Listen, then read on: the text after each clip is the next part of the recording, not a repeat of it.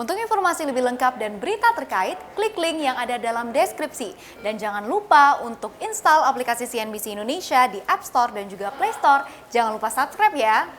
Ya, tak disangka di tengah pandemi yang melanda, jumlah perusahaan yang mencatat saham di Bursa Efek Indonesia atau BI kembali memecah rekor tertinggi dibandingkan negara-negara di Asia lainnya. Lantas ini menunjukkan gairah serta kepercayaan diri para pelaku di pasar modal. Walaupun sekali lagi saya tekankan di tengah pandemi yang melanda. Namun apakah saham-saham baru ini membuat investor untung atau buntung? Saya ulas untuk Anda sore hari ini di Rapor IPO di tahun pandemi. Ya, memang nampaknya corona ini tidak terlalu menurunkan jumlah perusahaan-perusahaan Indonesia yang melantai di Bursa Efek Indonesia, di mana BI mencatat dari awal 2020 hingga 22 Desember kemarin sudah ada 50 emiten baru atau perusahaan baru yang mencatat saham mereka di bursa kita. Dan angka ini sedikit memang lebih kecil dibandingkan perusahaan-perusahaan yang melantai di BI pada tahun 2019 lalu, yakni ada sekitar 55 emiten atau perusahaan.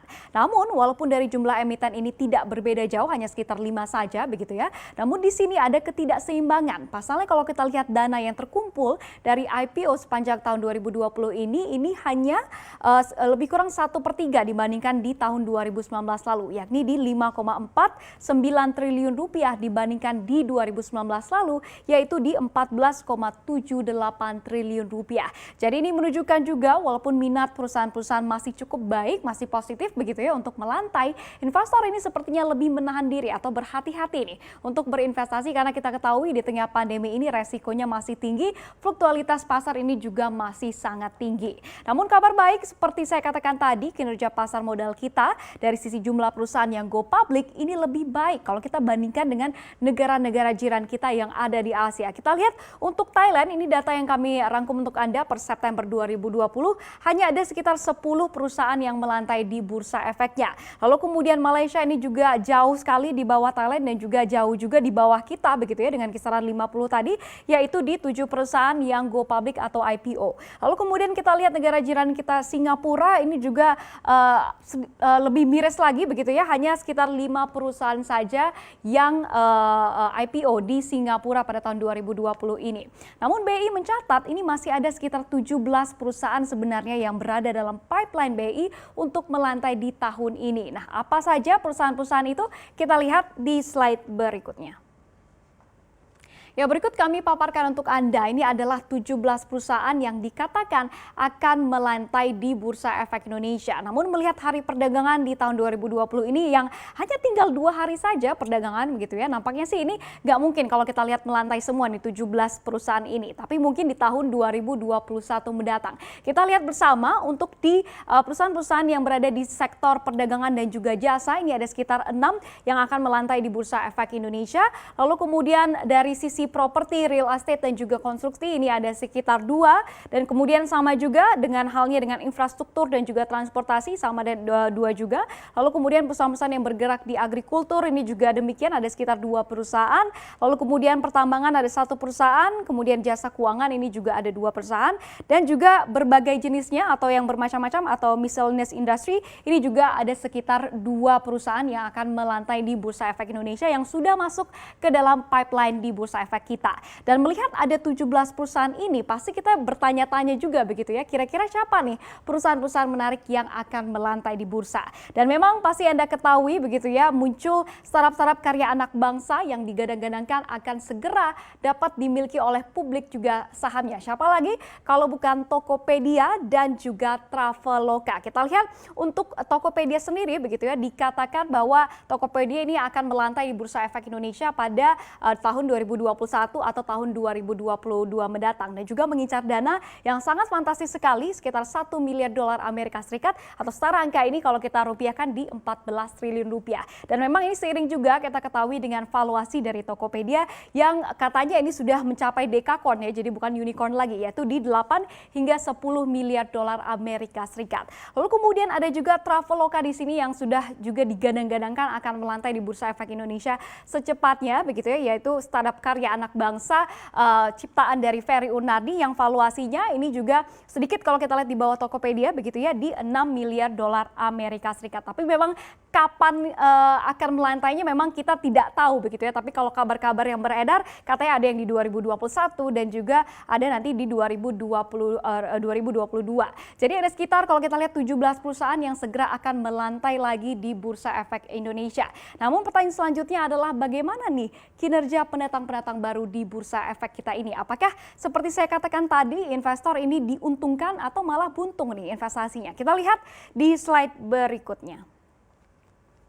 Ya, kita lihat yang pertama, ini ada PT Soho Global Health atau Soho, kode emitennya begitu ya, perusahaan yang bergerak di bidang kesehatan yang baru saja melantai di bursa kita kurang dari 3 bulan. Kita lihat kinerja dari saham Soho begitu ya, yang diperdagangkan di awalnya ketika dibuka begitu ya, atau diperdagangkan ini berada di Rp2.270 per satu unit saham, ya cukup mahal kalau kita lihat ya.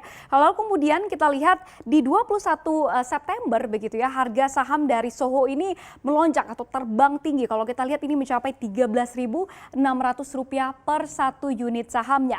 Namun kita lihat dari posisi yang paling tinggi begitu ya, di 21 September ke 27 Oktober ini bisa kita katakan sudah anjlok lebih dari 50%, yaitu menjadi Rp6.050 per satu unit sahamnya.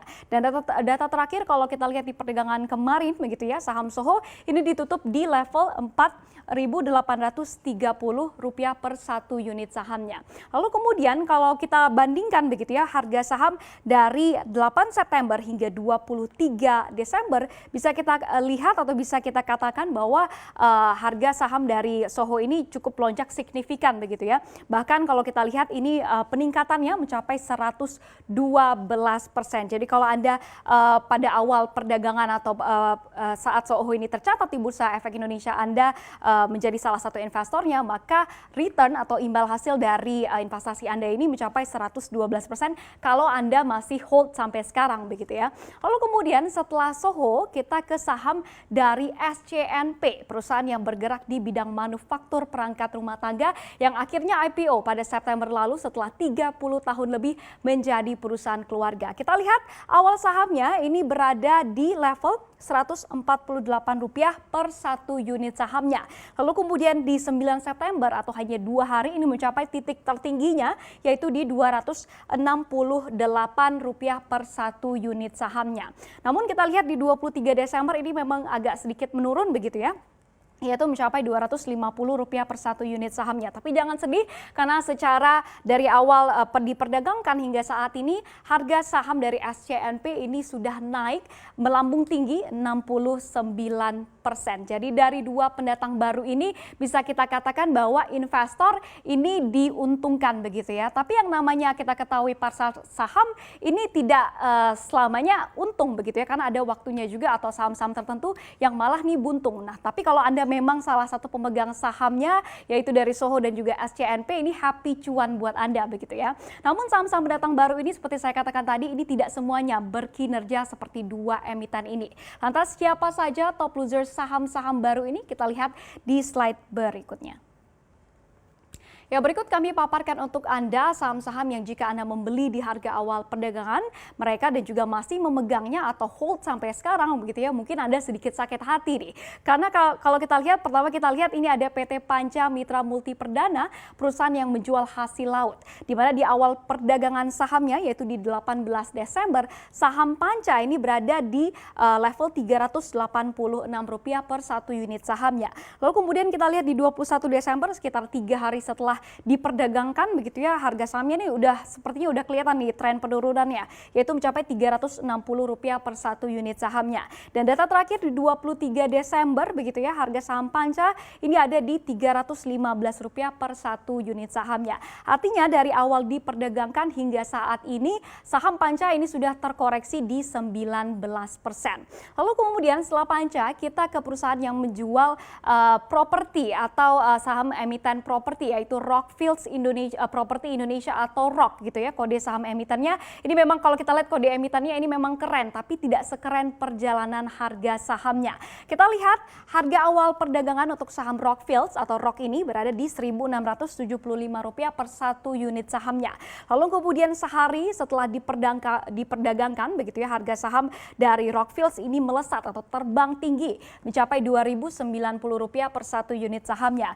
Namun dari posisi di September bisa kita lihat di Oktober, November hingga Desember tren penurunan dari saham Rockfields ini terus terjadi begitu ya, di mana di 12 Oktober ini turun sangat dalam sekali, cukup drastis di 1.155, lalu kemudian di November begitu ya turun lagi di bawah level 1.000 per satu unit sahamnya di 895, lalu kemudian di data terakhir di 23 Desember harga saham dari ROK ini berada di level Rp845, atau kalau kita lihat secara di awal diperdagangkan di September hingga ke Desember, yaitu terakhirnya di 23 Desember, harga saham dari ROK ini sudah terkoreksi atau anjlok hampir 50%, 49,5%, which is ini cukup tinggi begitu ya, cukup sakit hati juga nih seperti saya katakan tadi, jika Anda memegang sahamnya, beli pas awal diperdagangkan dan juga masih hold sampai sekarang, berarti investasi Anda ini sudah turun atau anjlok 49,5%.